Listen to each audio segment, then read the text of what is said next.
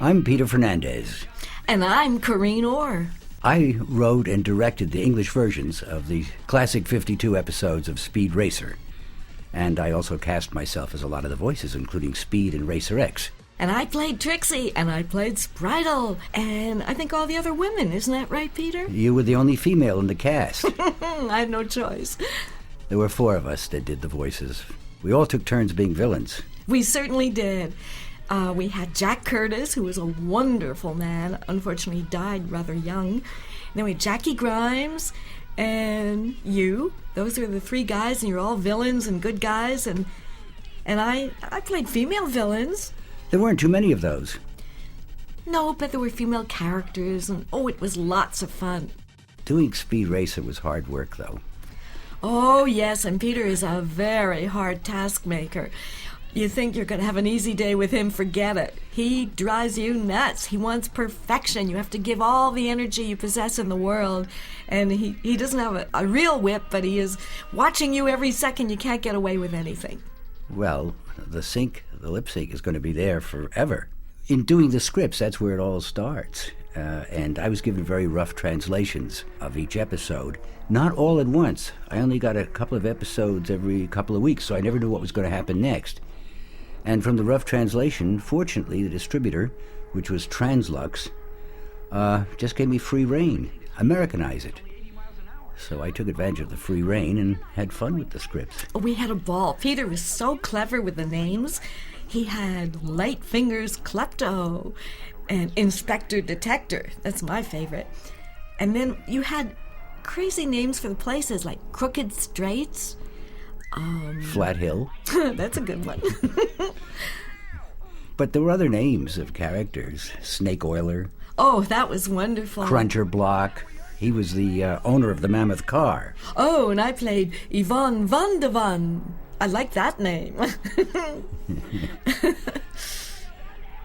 But I also played Spritle. Oh, he was just like me. He ate candy all day long. Well, in the studio, it did require a great deal of energy, because if you watch an episode, all the characters are very energetic. There's something very active going on all the time. Indeed, and we had lots of, we had all that kind of stuff going on, and the Japanese sentences were very long, and we learned to take a big, deep breath, and then to match the lips, we had to go, they were long sentences. See, he's got lots of ahs and oohs. Yeah. The lip sync script, if you'll notice, the lips have to meet on certain letters to be in sync. And writing any lip sync script, there are only 3 letters in the alphabet in which you close your lips, in almost any language, and they're interchangeable, M, B, and P. So in constructing a sentence, I have to make sure those labials hit in the right spot, and then the rest you can have fun with. That's sort of like, let's say it's French, mais pourquoi, and you would do my, but why, and the lips would match in English as they do in French. But in Japanese, it was a little more complex, and Peter was wonderful at these scripts. He is the hardest working person I have ever met. Yeah, sure. But anyway, just to finish up talking about lip sync, in high school, somebody would look at me and move their lips. And I'd say, "What did you say?" And they'd say, "Suffer much." Now, you try that, and it looks as if you're calling somebody something. I was talking to my friends here and not to you, so keep out of it, why don't you? Why should I? I used to be a professional racer myself, but I don't have as big a mouth as you, kid. Hey, you! Get your hands off my friend Speed! I just heard my voice as a tough guy on there. Oh, yeah. Yeah, what are these guys? That's fun. Oh, golly, we had so many crowd scenes. Do you remember all the crowd scenes? And we would say things like, from the old radio days, rhubarb, garbage, garbage, rhubarb. Maybe you would. I wouldn't. Oh, we would say funny things like that. Yeah. What did you say, Peter? Well, I try to think of things that had to do with the scene. Oh, we all did that, too. Oh. It was great fun. Had enough, or would you like some more? No more! I love the characters that's drawn. Their clothes, they're fun, little scarf around Speed's neck. It's very charming. Is racing the only thing Speed likes to talk about? Yeah, see how young we sounded. Well, at that time, I could sound that young. I still can. And then I had to reach down to do Racer X's voice. Now I have to reach up to do Speed's voice. And I sound normally like Racer X. I don't have too much trouble. I could still do Trixie. Honest, I could, Peter. Yeah. And even Spritle, he's easy for me. Yeah. Hey, I may vomit. That voice went on to other things. Oh, it was fun. It was like the voice, Corinne does the voice of Snuggle the Bear on the fabric softener commercials. And that's the one voice I would never let her use because I couldn't stand it. There are a lot of voices you can stand. I use them all. So there, got back at you. But we would work in a studio, and we would work 8 hours dubbing this picture. And it was so concentrative because we had a big, huge screen in those days. Remember? Mm-hmm. And we had to watch the screen, fit the lips. That means our sentences had to be perfect and exactly on time. But we didn't do a whole episode straight through. When I was doing the script, I'd have to mark it off into loops so that we'd get 1 or 2 lines at a time, repeat them until the lip sync was right and the performance was right, and then move on to the next loop. That was before video. So the loops on 16mm film were constantly breaking. Oh, yes. Which would give us a break for a few minutes. The arc was dimming all the time. Fix your arc. Mickey, fix your arc. Do you remember that cry? Mm-hmm. And he'd have to glue it or whatever he had to do. And then we would go back. Well, it gave you a chance to get out of the studio because Jack Grimes, Jack Curtis, and I were smokers. In those days, you could smoke in the studio. I hated it. Poor Corinne, she didn't smoke. I never did, never will. That's why I can still play Trixie. Ha ha. Come on, Trixie, let's go. Okay, Speed, hurry up. Here they come. Anyway, we did work hard, and we worked 8 hours. We had an hour off for lunch. And at the end of the day, you were really exhausted. Well, Jack Curtis was the most exhausted because he had this very good announcer's voice. And he wasn't physically that strong, but he also played pops. So he'd go from his good announcer's voice and have to do this kind of thing all the time. He had nothing left by the end of the day. Yeah, he was kind of frail, too. Yeah. Well, he wasn't that frail, but it still was exhausting for him vocally. You know what happened to me once? I was doing a lot of Spritle, and because he's such a weird voice that scratches your throat, this is the only time this ever happened. My tonsils started to bounce. And I was terrified. They were involuntarily bouncing. You could have used it for a new voice. So I went to a doctor, a famous throat man, and he said, "Be quiet. Don't use your voice." That's not what he said. He said, "Shut up for a day." That's hard for you to do, isn't it? Indeed, but I never had my tonsils bounce again. That was weird. I think I was playing Prince Jam and Spritle, and I had like a day of insane scratchy throat voice. So then I bounced. What else are you going to do? Janine, where are you going? New racing car track opens today. Well-known drivers are to compete.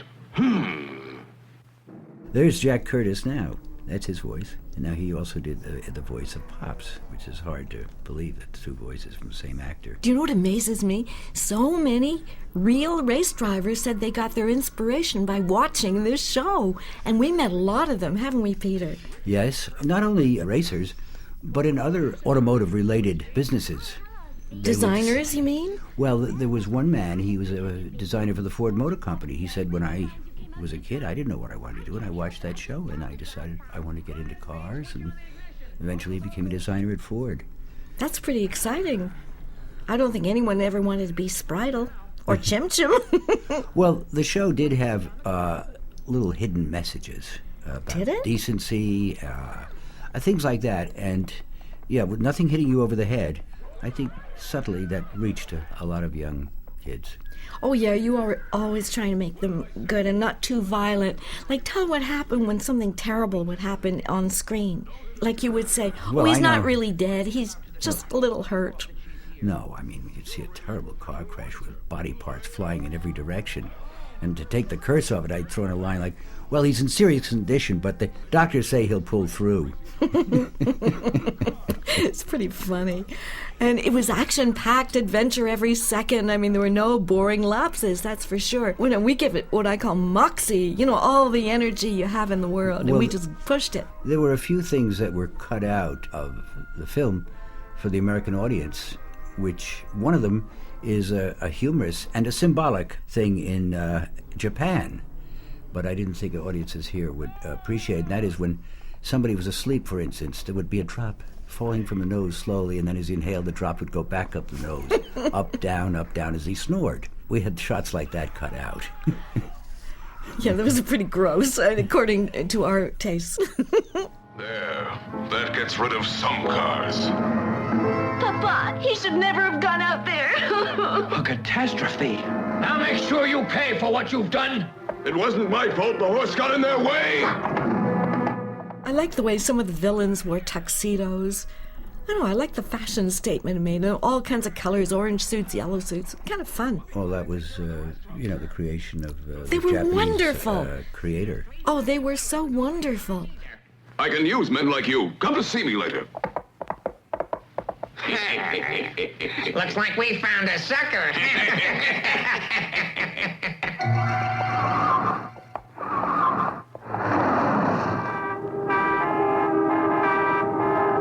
Out of the way!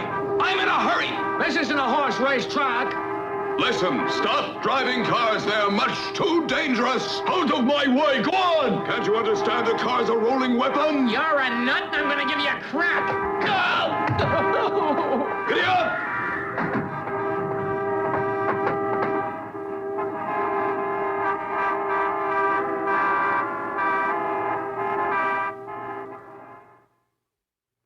Oh, we have to tell you about our money. We never made very much. We got $100 an episode, and that was it.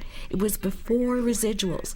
So Peter and I are certainly not amongst the wealthy when it comes to collecting residuals. We didn't get any for this at all. And I thought of it, and I thought, well, some people have money and some people have love and appreciation. That's certainly a valuable commodity, too. So we're very flattered that everybody likes us. So I'd like to split the difference. Very good, Peter. Oh, well. But everywhere we go, and we've been to Las Vegas, California, Atlanta, New York, East Rutherford, New Jersey, for all these conventions, and thousands of people come running up to us excited as could be. And that's kind of great, isn't it, Peter? Mm-hmm. Look, there's the Mach 5. Oh, what a and gorgeous car. Well, because you were there, you've seen it. A real Mach 5 was built. Yes. Last year, built by the Child Safety Network. And it went 180 miles an hour. It still can do that. And it had those things that jutted out. What were they? Propeller blades with, looks like pizza cutters. The saw blades. Right, they were cut exciting. down the forest. Yeah, well, I don't think we should cut down trees anymore like that. No matter we what's shouldn't happening. Cut through the fog, though. You could cut through the fog. Well, the car had a couple of the real car that was built. It was based exactly on the series. Had a couple of unusual things. There were no doors. You had to climb into it. Really? Yes, and I couldn't find, they've since added them, safety belts. Ooh, yeah. Child Safety Network put in the safety belts. Good idea. And made sure that no Spritles and Chim Chims could get into the trunk. That was where Spritle lived with the little monkey. Oh, that was such fun. People said to me, how come Speed never checked the trunk to see if Chim Chim and Spritle were in there? I said, I don't know, I guess he had other things on his mind. Well, one thing we learned with Speed Racer is to be very careful in cars and to do all the right things, wear your seatbelt, your helmet, and be safe. I think when we did Speed Racer, seatbelts, I don't even remember if they were in cars at that time. They weren't. So there was no such thing.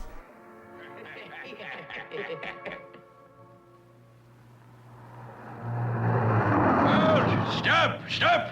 Sorry, son, you can't go into the city today. We're having a tremendous amount of accidents. And because of the tremendous amount of accidents, metropolitan traffic has been hopelessly snarled. What do you think's causing all the accidents, Speed? I haven't the vaguest idea. Well, I have a theory. I figure the accidents aren't accidental. Somebody's causing them? There. No, the next job's at Pop Racer's motor factory. You want us to take care of Speed Racer, eh? But be careful that the police don't get wise. Don't worry, the cops will never catch us.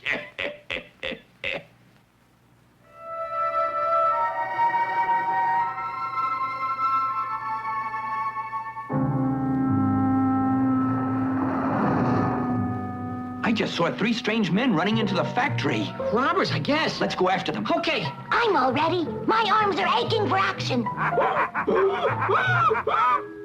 It was interesting how we developed the voices for the different characters. It was really not that difficult for the main characters because I'd known everybody in the cast for years and knew pretty much what they could do. Jack Grimes I'd known since we were kids. He grew up in radio and so did I. Jack Curtis I met in radio when he was 15 years old, so I knew what he could do. Corinne I met later at Tetra, a dubbing company here in New York, and gradually learned that she could do all these different voices. Now those were all the lead characters.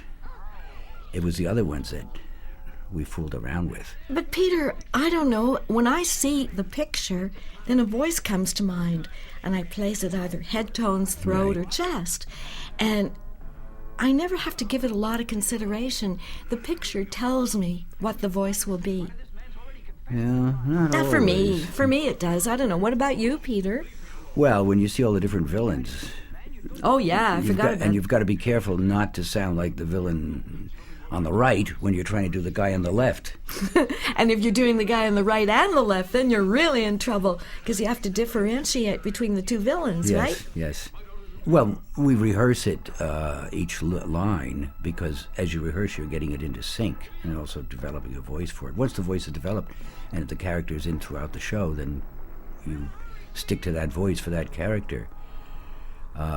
If we break for lunch and you come back, and I felt the voice had strayed from what we had done in the morning, we'd play back a little bit of the tape to refresh the actor. But you know, it's amazing. We rarely did that.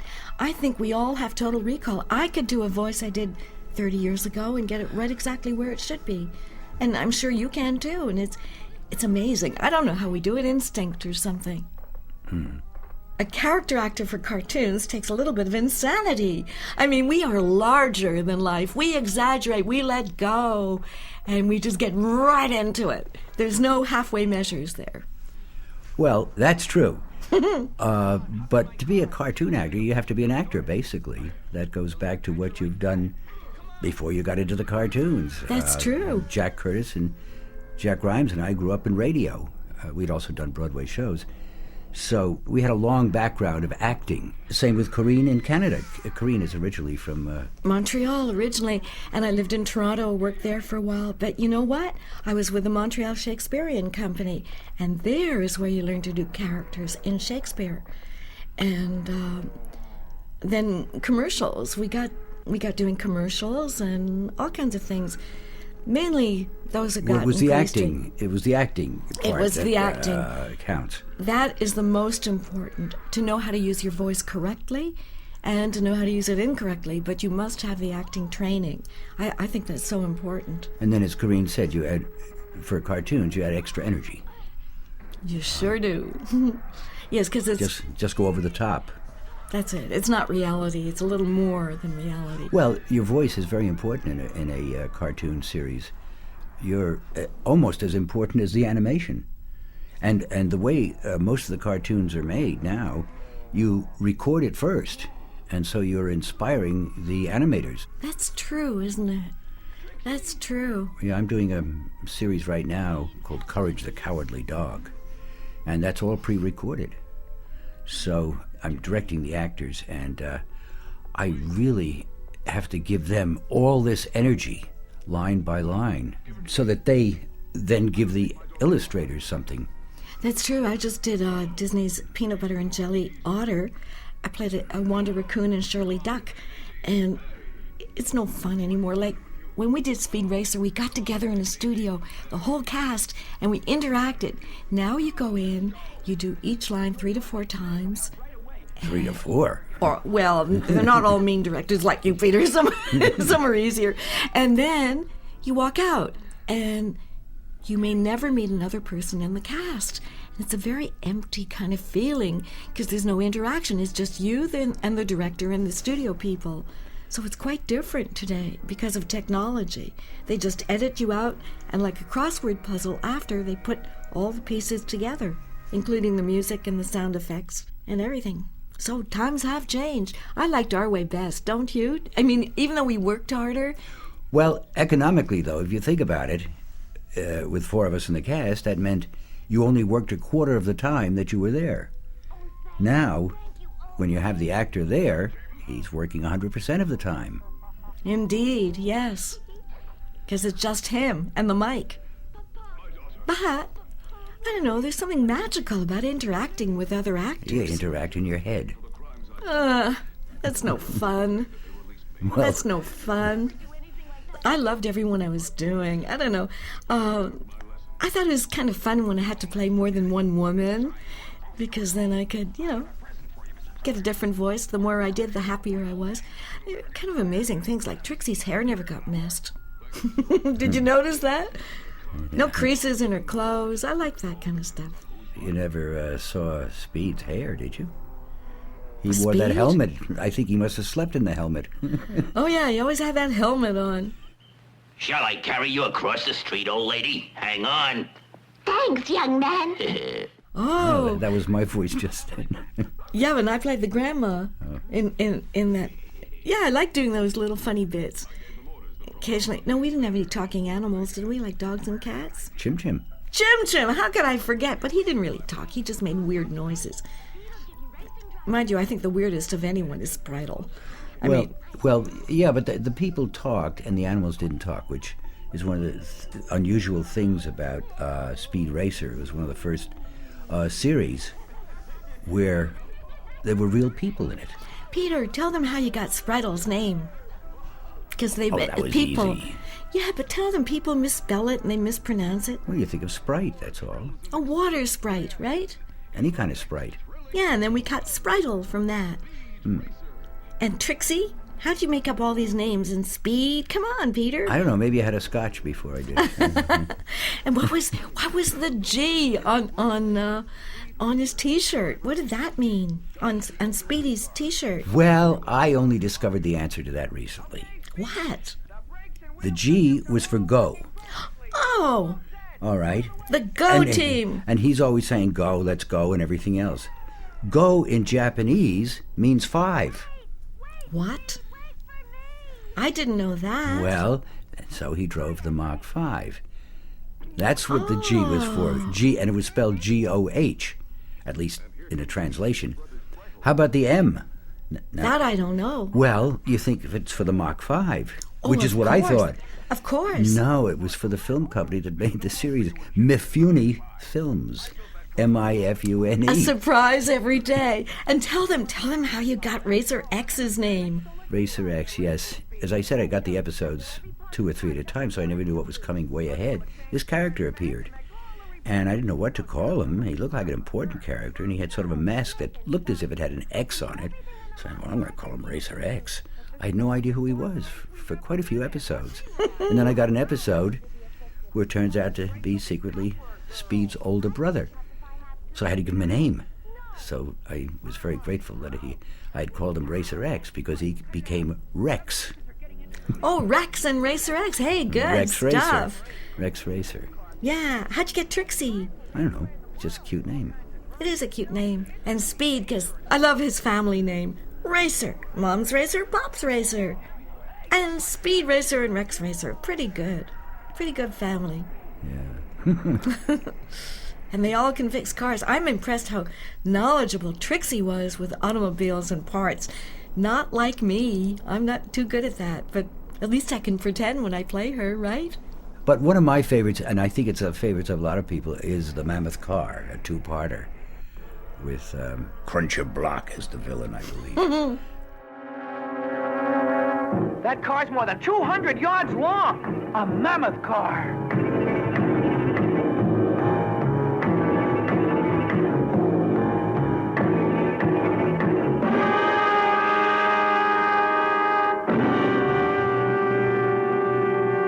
Racing car fans, the officials will now inspect the entries in the great No Limit World Race.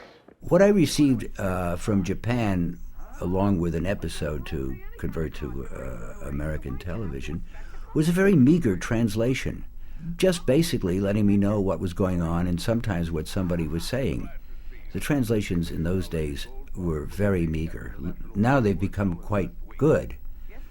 So it gave me a lot of leeway in one way and forced me to be a little more creative, perhaps. In each episode, there was room for a little knowledge or message to import to a viewer. I use one of the things that I learned from Speed. He was always giving little tips about driving, of course. And one of them I use, and I think of it almost every time I do it, when going around a sharp curve, to take your foot off the accelerator, even slightly, use the brake as you approach the curve, and halfway through accelerate. It gives you much better traction. Well, I learned that from Speed. Yeah, you know what I learned from Speed? That he was honest, he would never cheat, he was on the side of right, and he was really a good guy and trying to help people. And that was a lot of the episodes, Trixie too, and Spritle always, and the bonding between the brothers, Spritle and Speedy. And, Spritle would do anything for Speed, and Speed was always very tolerant of Spritle and Chim Chim. He showed a nice brotherly affection for them. Mm-hmm. And I think they did a lot. They're always helping people in distress. They were good people. Right? Right. But not hitting anybody over the head with a message. A Mammoth Car can travel over 500 miles an hour on any kind of road. The brakes are magnetic, and a single push of a button will stop the car. We have an army of mechanics to fix anything that might go wrong. I hear Jack Grimes' voice. He was the henchman there, next to Inspector Detector walking along. Oh, I love Inspector Detector. That was Jack Curtis's voice. Well, I remember in the studio, Jack Curtis one day had bubble gum, and I was really impressed. So I got bubble gum, and I found out you can't dub and blow bubbles at the same time. It's just not done. Another day, I went and bought all the soft ice cream for the cast. And it was a very hot day, and it all went dripping down my arm, all over my clothes, and by the time everyone came back from lunch, it was like soup.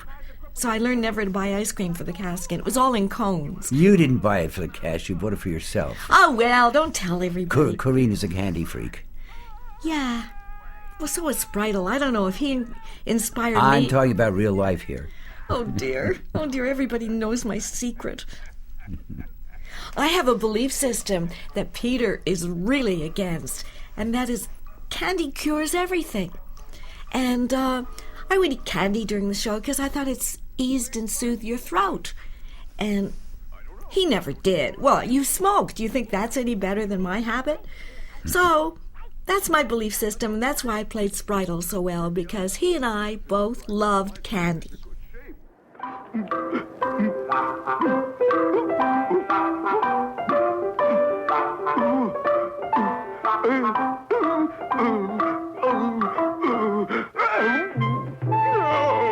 I used to be known as Dragon Racer, the famous wrestler. I'm ready. Sorry, but Speed needs a real groovy assistant, Pops, and right now you couldn't even lift a monkey wrench. So long. The race is about to begin. Start your engines. Here goes.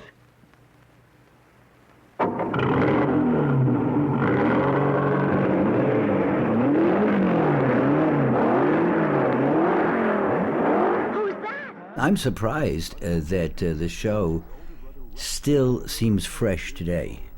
It does, because we gave it everything. Well, I know, but it stands up with the script and the stories and everything. And it's got a whole new audience, because for the last few years it was on MTV for a while, then it was on the Cartoon Network. So now the kids who have watched it, now they're maybe 9 years old, 6 to 9, whatever. 25, 30 years from now, they're going to be like the baby boomers or whoever now who remember the show. It keeps going and going. Yes, it does.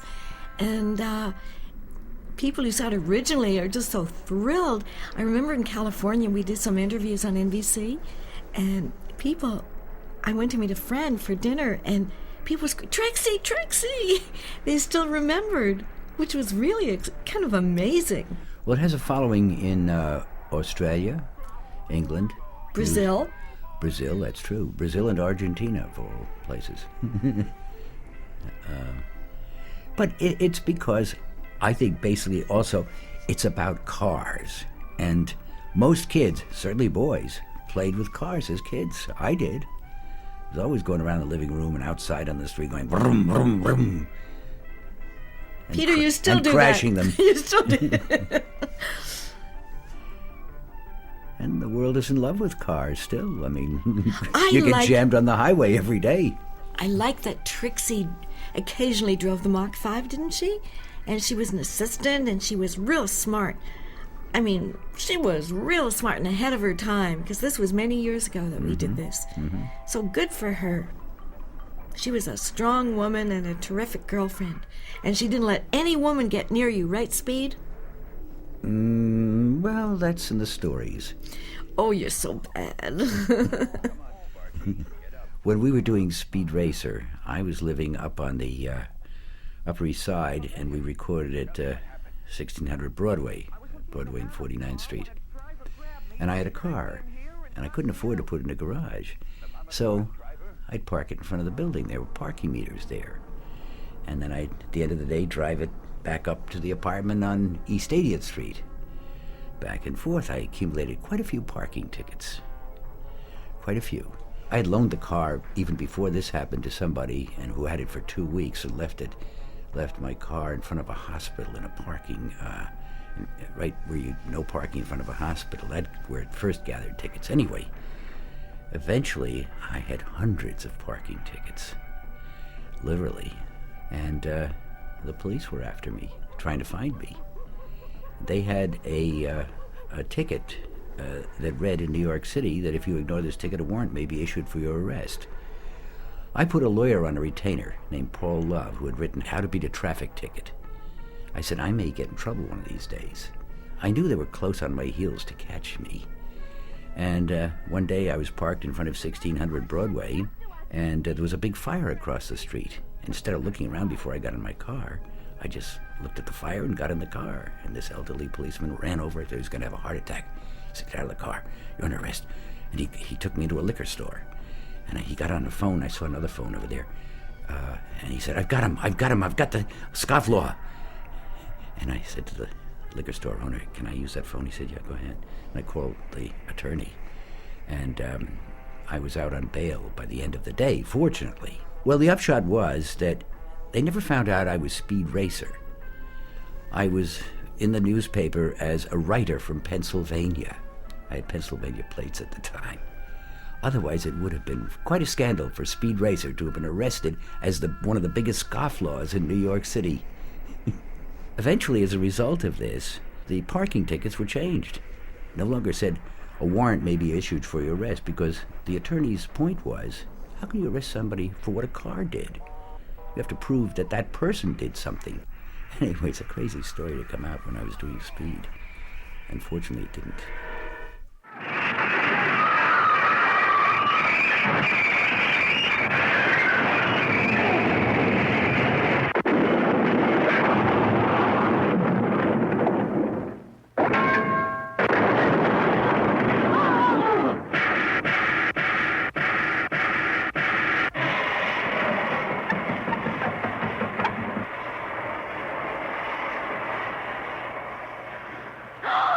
Come on, let's help the engineer to clean up.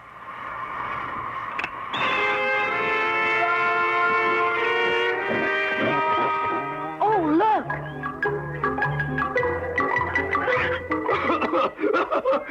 Is that clumsy monster supposed to be a car?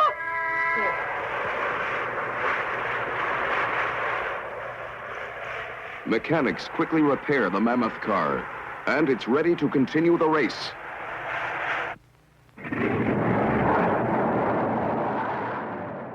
Tell them about the series right now in the New York Post on Speed Racer. In the comics section? Yeah, the New York Post, a fellow named Mort Todd, who's quite well known in the cartoon field, has now created a cartoon series, Speed Racer, which is running the New York Post, and soon will be syndicated across the country in various newspapers. I don't get the New York Post, so I've only seen the first few episodes. It looked terrific. There was a comic book, I know, because they sent me a free subscription for a year. And it was sort of loosely based on Speed Racer. No, it was. He was imaginative. It was very nice, but I don't remember it too clearly. Now, Comics did a Speed Racer series a few years ago. Right. Mm-hmm. But we're not into the artwork as much as we are into the voice work. So this is certainly one of the most favorite cartoons we've done. And I think Peter and I together probably have done about 200 cartoons, haven't we, Peter? Some so obscure you'll never hear of them, others that are quite well known. I think more than 200 if you think about it, because, for instance, Galaxy Rangers was 78 episodes, Space Giants was 52, Ultraman, well, that wasn't a cartoon, that was live action series. Gamera the Giant Turtle. No, that was a feature. Oh, sorry. I was a little boy in that, yeah. Princess Guinevere and the Jewel Riders, that was, Right. I think, 26 episodes. 26 episodes. Star Blazers. I must tell you something funny about that. I said to Peter, well, I think this happened with Panda's Adventures, and it happened again in Star Blazers. I said, am I the boy or the girl? And he'd say, yes. I said, what do you mean? Yes. Am I the boy or the girl? They looked exactly alike on the TV screen. And So you thought I knew? well, what happened is sometimes the girl had a pink ribbon in her hair, but the microphone would obliterate it because the shadow would be in front of it, and I never knew. So Peter's constant answer to me when I say, is it a boy or a girl, is yes. Go figure that one out after all these years. Well, it was up to you to bring some creativity to it. Yeah, but if I'm playing the girl all through and then suddenly she turns into a boy, that could be confusing. That could be very confusing. Uh-huh. I tell you, it's lucky I'm not psychotic with all these shows I did with you. No comment, Peter. All right. Speed Racer is, I guess, not because of its popularity, but it was about my favorite series which I've worked. Because it was sort of real people. I got pretty tired of doing robot series and space series. Peter, how can you call Spritle a real person? He was totally wild and nutty. Well, he was still a kid. Yeah, I guess that's true. Trixie was real. Boy, she was smart as could be. I really admired her. I wish I had some of her characteristics, because she is, strong-minded, determined, nothing phases her. I really admired Trixie greatly. There's a whole audience for Speed Racer who are devotees of anime, or anime, I think it's correctly pronounced.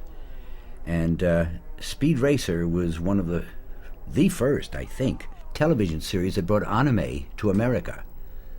Anime is a whole art world in Japan. You call it anime, I call it anime. Okay. But it has a whole following, aside from car lovers and kids and everything. It's people who are into anime, and they appreciate the series. They love it. It has a historic significance for them. Yeah, they really, really love it. I couldn't believe it. And they know everything about it, far more than we ever did.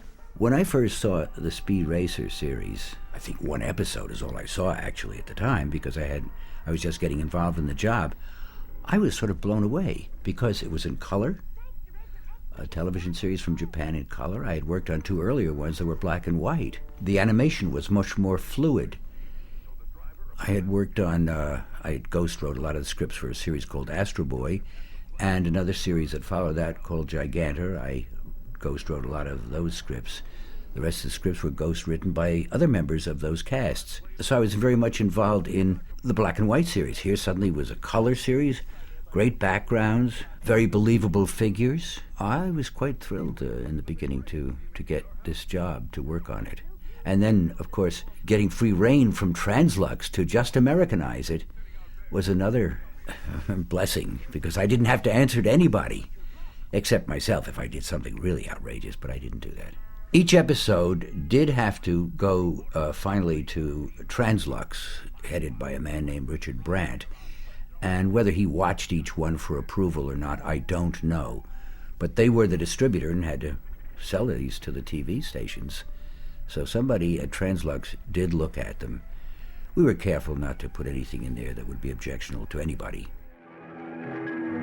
Unbeknown to Cruncher Bluck, Speed Racer's kid brother Spritle and Chim Chim have stowed aboard the plane. I always get hungry when I'm up to skullduggery. Give me a sandwich.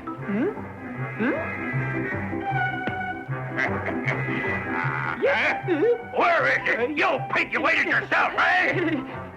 When we recorded Speed Racer, we could only do it every few days an episode, because we didn't get them that frequently from Japan. Whenever they came in, I would then have to spend 2 days writing the lip-sync script. Then I'd make sure all the actors were free on a certain day, and the studio was free, and we'd go in and record. We had 1 day to do an episode. That's what the budget allowed. So we'd start at 9:30 and finish, if we were lucky, at 5:30, doing an episode. And we would do it in sequence, loop by loop. So if a character wasn't in for a while, they could do whatever they want to do. In the case of the fellas, smoke. Peter, wasn't that recorded? Was it the Capitol building? No, we did Speed Racer at 1600 Broadway. Oh, yeah? As I recall. And that was the building where Tetra existed. Tetra was the top English dubbing company in the United States, in the world, actually. And we used one of their studios. And all of us had been working there anyway, dubbing feature films into English. They had thick velvet drapes that had never been cleaned, and all the smoke of the world was in that drapery. And I would go in and just, bleh. It was very much a coffee, cigarette kind of studio. And today, in the studio we're in right now, clear, beautiful, clean, difference. I'm happy here. Anyway, we would go right through the episode. The next loop might be Trixie by herself. The next loop after that, Inspector Detector or Pops. So they would be up to the microphone, getting the loop into sync. Of course, I only got up when I had to do one of my voices, because then I got to sit there, but I had to watch everything all day. So I didn't get any breaks. Poor you, Peter. No, not poor me. I enjoyed it. I like the power of directing. Oh, I knew it. I knew it. I'm kidding. I could go wild with Spritle, because he was so mischievous. And what a cute little guy he was, full of, impiness and sprightleness, yes. Well, I believe, actually, in a good director allowing the actor to be creative and not forcing his way of doing it on the actor. Well, of course. Well, not of course. I've worked for directors who want it done their way no matter what. They'll even give you line readings. And that's wrong. It's unforgivable. Well, but I've worked for them, too. I know. Yeah, the actor can bring a lot of creativity to a part. And you've got to allow that. The main function of the director is to act as an editor, if he's got the right person in the cast. Well, he watches timing. He's got a lot of other stuff on his mind. He's really necessary. Oh, I didn't say he was unnecessary, but a good director lets the actor do a lot of the creativity. I truly believe that every actor wants to do his very best and give it the very best performance within him. I've never known anyone to go to do a bad job. Have you? No, but don't forget, somebody's watching. No matter what, if you're an actor, somebody's watching you when you're working. Whether you're in rehearsal and the director's watching, you're certainly then in front of an audience. And then if you're in the theater, you got 1,200 people watching your every move. But there's some people who have no talent. Well, then they're not working. Right. Right. A director really can't take his eye and hands off any part of the performance. One of the things he imparts to the actors is his interest, his energy. And for the director to relax would mean the actor's going to relax, and you're going to lose something. Of course, it's different on Broadway, because the director's not there for every performance. Once he's finished, he once in a while may show up and check on a performance. But the performance itself is set, and the actor repeats it night after night. In recordings and in film, the director has to keep his interest going every second, because you're only going to get one good take, maybe. But you know, when we started, there was kind of a tension. Do I really have this character down pat? And then after a couple of weeks, you kind of relax a bit. You may relax mentally, but the director isn't going to let you relax physically or energetically. No, I did mean mentally. You have more security in your confidence of the character. And you can do better. When you relax, you can do better. Yes, so at the beginning is always scary, and then after a couple of episodes, it gets easier and easier, yes. And then you can concentrate totally on performance and forget about your nervousness or whatever. One can't improvise during a recording because you've got to be faithful to what's happening on the screen, the script, the lip movements, and everything else. The only time one could improvise is if there's a crowd scene and you got to react or shout things and so forth, but it's all lost in the shuffle. And rhubarb garbage to you, Peter. And yes. Well, to make a big crowd, you do several takes, of course. There are only 4 of us in the cast, so we're all yelling. Then look at the car. There goes the car. Oh, where's the car going? There it goes. Here comes the car. Well, then you do a second take with a different voice. And then all those are mixed together, and suddenly you have a crowd that's quite sizable, created from the 4 people. Yeah, it sounds like thousands of people. And we go wacky with that. Come on. Ooh, there goes the car. Oh, yeah, there goes the car. So we all did a lot of voices. They were great. Well, that's still the way a crowd is made up, even for the big feature films now, with the crowd backgrounds. You know, people say to me, where do you get your cartoon voices? I tell you, any elevator in New York City, you are going to hear some of the weirdest voices you've ever heard in the street, in the subway. They're all around. And if they sound absolutely weird, we are almost conservative compared to what reality is, especially in New York City with these unbelievable variety of people from different lands and different voices. When I get a voice for a character, I know it pretty well immediately. The picture is what really, really helps me. From the picture, I get the voice. So the picture is very important to me.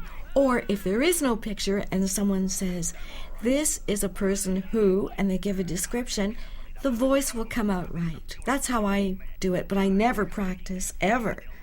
No, I only do it in the studio. I don't practice voices. I don't either. I can't. Most actors, I think, have standard voices that they can do. Yeah. The trick is to get them to do a variation of that voice, because you've heard that voice. I mean, there are certain voices that almost any voiceover person can do for cartoons. You know, a voice like this sort of thing. It's horrid. Whatever. So everybody's got that voice. It's what you can get as a director, what you can get him to do beyond that voice. Start there. Otherwise, everybody sounds like everybody else. And there are other things in voices. I find there are pauses, breaths, like, you know, that gives it characterization. You know, there are all kinds of weird old voices you could add to the voice, and that can make it interesting and kind of weird and fun. Sure, but that happens during a performance. You can't think it. It has to be inspired and just happen. For Speed Racer, I pretty well looked at the pictures, followed the script. Remember, we had to get the lip sync perfect, and that was a big concentration thing of mine. And I think the voice happened right at the beginning. I had the voice placed in my head. I still do this today. I play certain ones in the head, certain in the nose, some in the throat, some in the chest, and I know where the voice is, and that's why 20 years later I can still do the same voice I did before, because I know where it came from. I try not to duplicate voices. I try to go really away from them. I don't think that I do voices that are like Spritle, like Trixie. I try to get away from that and do something very, very different. And there's so many wonderful voices one can do. Why go back to the old stuff? But basically, everybody's got a unique voice. So that however far someone goes from it, if you listen carefully, you say, wait a minute, I think that's Peter, or I think that's Corinne, doing a different voice. Because we all have a special voice. Timbre. Well, you can change that a little bit, but a certain way of pronouncing words and everything. And phraseology. And pauses. In dubbing, you're dependent completely on what's on the screen. It isn't your unique pause. Right. But generally speaking, how a person says a sentence is where they put their mental commas will also tell you a lot about them. And if they have musicality in their voice, or flat, or nasal. You're being very mysterious. No, I agree with you, but and you're better at recognizing voices than I am. But what makes you recognize the voice? The timbre. Okay. Yeah, we all have a unique sound. It's true. It's true. Writing lip sync is never easy. I think every episode of Speed Racer were consistently difficult or easy to do. The only times it was easier for me doing the scripts was when I couldn't see the lips, but they were talking. I didn't have to write lip sync. The minute I saw the lips, that's when it took time. And sometimes it could take an hour to come up with one line that'll fit with the labials, the MBPs, and everything else, and the R's and the frigatives, for instance. Less frigatives in cartoons than in live-action films. Frigative is like very, or F's and V's and so forth. And P's. No. No, that's No? a labial. No, I remember Jack Curtis looking for a word with 2 P's, and it was preposterous. I came up with it. I was so proud. It was a good word, preposterous. 2 P's. When I first started getting the episodes of Speed Racer, I thought it didn't really seem apparent that they came from Japan. I saw nothing Japanese in them or foreign. I saw them as American cartoons that needed voices. And that's one of the things I think that made it immediately accepted here. We had a lot of villains. We had a lot of adventure. We had a lot of fun. Well, there are a lot of villains in feature films, even today. I mean, Oh, yes. any feature film that has to do with action, like James Bond or Bruce Willis films, there's lots of villains in them. That's what makes them so exciting. I'm all for that. We need contrast. We need good and bad. Otherwise, where do you get the conflict? No conflict, it gets very boring. And that's one thing we'll never allow. That's action conflict. Right. Well, there's emotional conflict, the unique conflict. Very important. That's what makes a situation happen.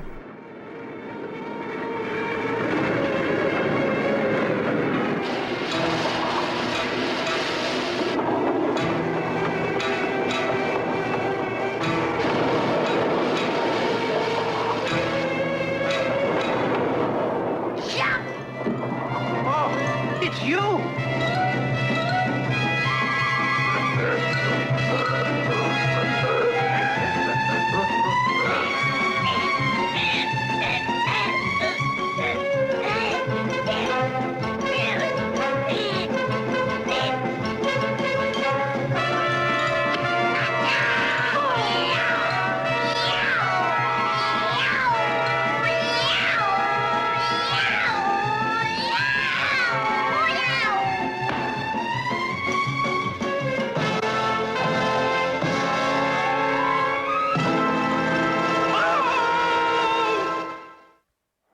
I didn't have much time to do each script of Speed Racer.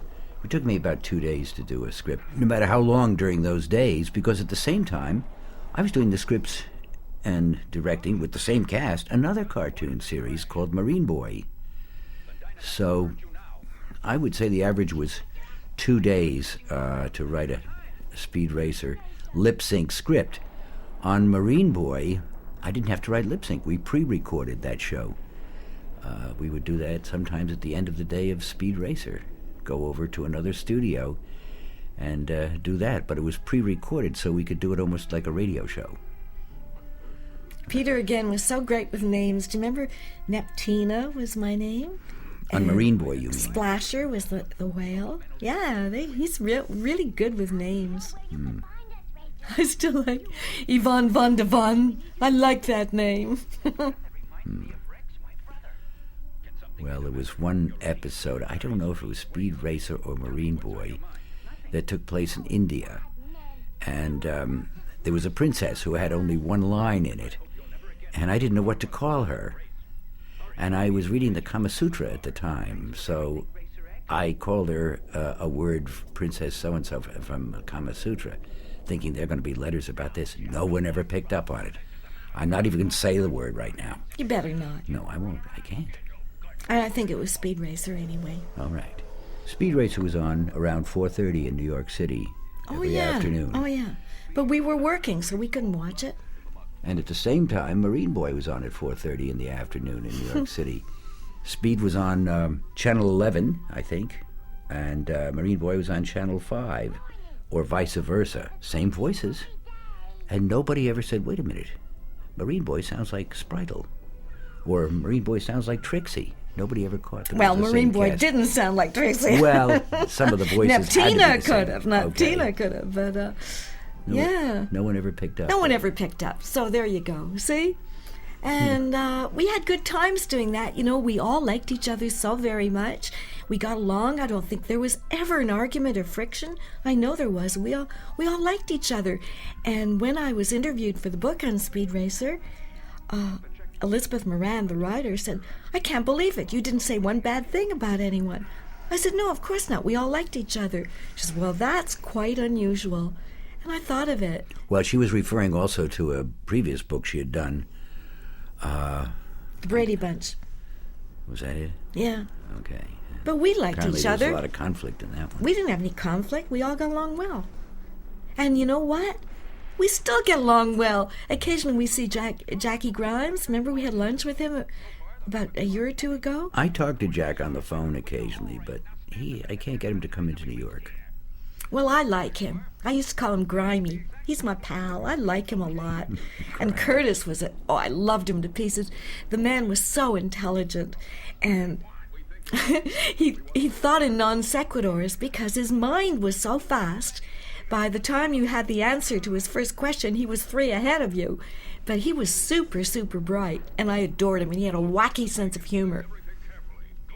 Talking about wacky, didn't you have a line in Speed Racer? Speed said to one of the villains, you're evil and rotten, and besides that, you're wacky. Possibly. Yeah, that sounds like you, Peter. Speed Racer, glad to see you. Inspector, you'd better make a thorough investigation of the Mammoth Car. He will. We got the message by the homing robot that you sent telling us about that big car. I didn't know you'd be here, Pops. We've got Spritle and Chim Chim with us in the Mach 5. Huh? You do? I don't see them. Where are the little rascals, huh? They're both in the trunk and back. Huh? No, they're not. There's nobody back here, Speed. Clear the road! The big car's leaving. Hey! Spritle! Come on, Chim Chim, get in! Oh, stop that car! Hold! Hang on, Trixie. We're going after it. Okay, hurry, Speed.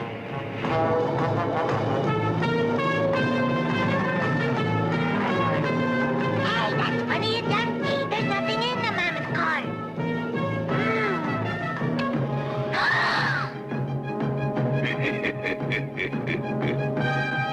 We'll be able to catch them, Trixie. Oh, good. In a few minutes, we'll be at the boat.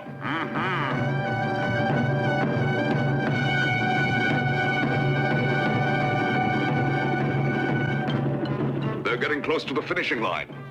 Then they won't be able to go any further, and you can arrest them.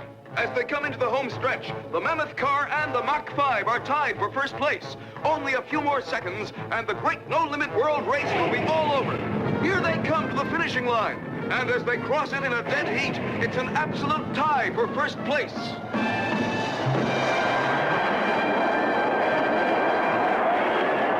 It may be the momentum from the speed at which both cars have been racing, but they haven't slowed down. The Mammoth Car is even going faster.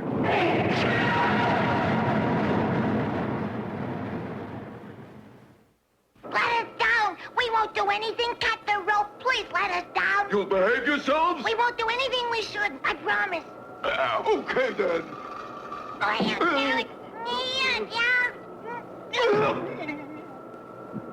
We had to do that, so I kept my word.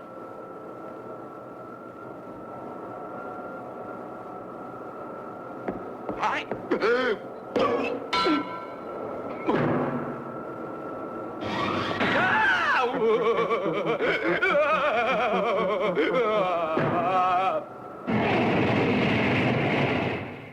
When one looks back on things they've done, you pretty much could say, gee, I could have done that slightly differently. But when you think about it, you did the best at the time, and you can't dwell on the past of performances of any kind. You'll go crazy. Your head will get crowded. It's like going to 5 auditions in a day and then worrying why you didn't get the first one or the second one. Forget about it. Otherwise, you're going to worry about it all night and everything else. There'll be other auditions down the road. There'll be other things to do. You've done the best you could at the time. Yes, but when I look back at Speed Racer episodes, I really think they're wonderful. I don't think I could have done better. I don't think any of us could. I agree. We did wonderful work. I agree. So, one can look at it and say, what could I have done differently? I never do that. I don't either. Good. I'm just saying, what if one did it? Perhaps you'd see something. But forget about it. It was a life lesson not to dwell on the past, to let go and concentrate on the present and future. That's a good life lesson. Well, if I went an audition yesterday, yes, and you asked me, what'd you go? I say, I don't remember. And it's the truth. No, I know it is. All actors are like that. In commercials and voice things where we have more auditions than most people, you have to do it, do your best, leave and forget it. And you should not even have to remember it. If you get it, then you can remember it. Otherwise, you say, you eat yourself up and you tear your heart apart, and that's no way to live. I forget it even after I've done it. Oh, well, Peter, good for you. A couple of scotches help at night. I think Speed Racer today holds up. I haven't been watching very much animation. It seems to me there's an awful lot of static backgrounds in the cartoon series of today. Nothing moves in the background. The only thing you see moving occasionally is a head and the mouths. It looks to me always like cheap animation. I am involved in a series right now, which is a new breakthrough, Courage the Cowardly Dog. But that's what I appreciated about Speed Racer, and I think it still holds up today. Otherwise, it wouldn't still have an audience. Cartoon Network wouldn't be running it. I think it's fascinating. When I watch an episode of Speed Racer, I get right into it. I forget that I acted in it, and I get right into the story. I think the stories were really good.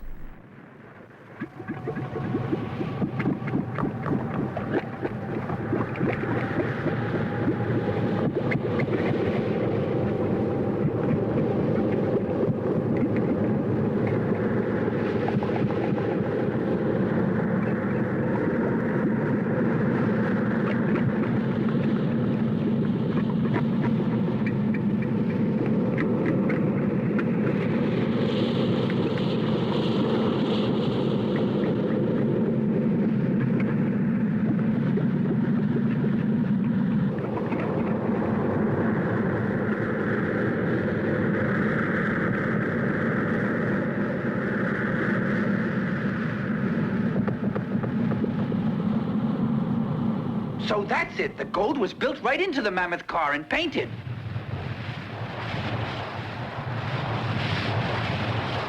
My plan is ruined. I could have gotten that stolen gold out of the country, but not now, not now. Be careful, it's liable to explode. Oh, my car, my golden car.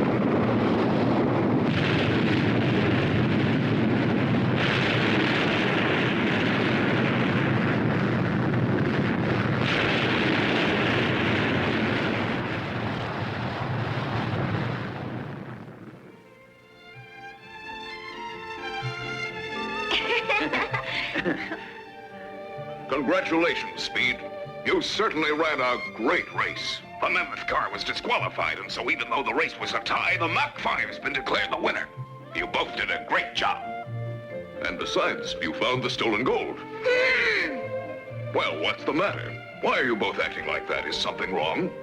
Some people get rewards and some people get nothing at all, even though they deserve a medal at least.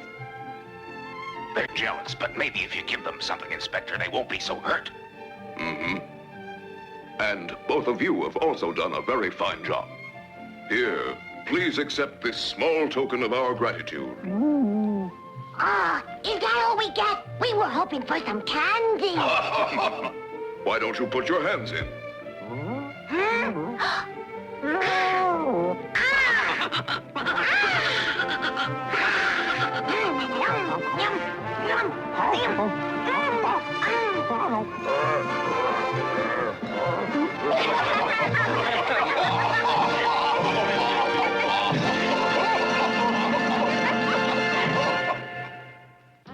The theme song is based on the Japanese theme song. Theirs ran longer than the one we hear now. Also, it was an entirely different arrangement. I had been doing some records, children's records for MGM, and Danny Davis was the producer of the records. Don Berkheimer had a big job over at MGM. Anyway, I turned most of it over to them. I wrote the words for the song. A fellow named Billy Muir did the arrangement. Danny Davis went into the studio with his band, and one night they recorded it, with Danny being one of the singers, Don Berkheimer being one of the singers. He's one of the heads of Sony Records now. They recorded it as it's heard now. It was cut down in length in order to give a little more time for commercials on the show. Hey, just think, those big wheels, they don't get residuals either, so we all have something in common. I get a small payment every 3 months from ASCAP for writing the words. Oh, you do? Yeah, from ASCAP, but nothing from the other unions, because No. we just didn't get it, but that's life. At least we have, what do we have, Peter? Acknowledgement. Come on. We've been at conventions all over the country, and we are astounded by all the fans we have. And they're wonderful. They remember dialogue, episodes, and we just can't believe it. They know far more, or remember far more about the series than we do. Yes, indeed. They really do. And it's very flattering, I must say that. We did it many years ago and thought nothing of it, and suddenly we come back into demand. It's become a whole cult thing, hasn't it, Peter? Yes. And it got really popular years later. Really popular. I disagree. Oh, sorry. I think it was popular then because the people who remember it so well were watching it then and running home to catch it. Yes, but we didn't know it. We didn't know it, but it was popular. Okay, I agree. It was a great series, and it was great fun to do. Hard work, but great fun. I'm very grateful that it still has a life. It does. It'll go on forever. Oh, Speed, are you all right?